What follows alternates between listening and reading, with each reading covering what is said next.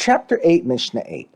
In Mishnah 6, we learn that we may slaughter the Pesach offering for people who are ineligible to eat from the offering on that day, if they will be able to eat from it that night. The Mishnah now discusses this law in regard to other offerings. The Mishnah will differentiate in certain cases between the Pesach and the other offerings. We now turn to the words of the Mishnah. An onin immerses himself in a mikveh on Erev Pesach and eats his Pesach offering that evening.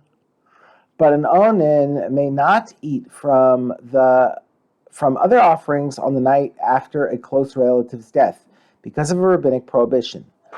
The rabbis waived this prohibition only for the sake of the Pesach offering, since it is a mitzvah that carries a penalty of kares, but not for other offerings.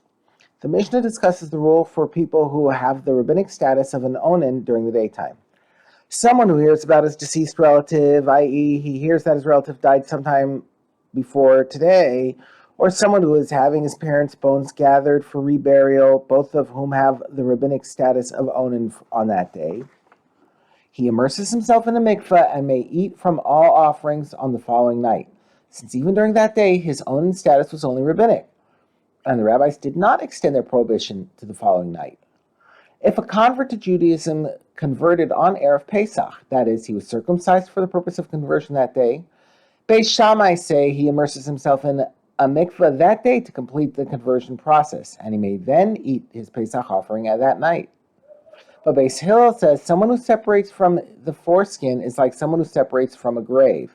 Just as a person who became tameh from a corpse cannot become tahor unless he is sprinkled with mei hatas, ash from the paraduma mixed with spring water, on the third and seventh day of his tuma, so too a convert must be sprinkled with this water on the third and seventh days after circumcision before he can eat from a Pesach offering.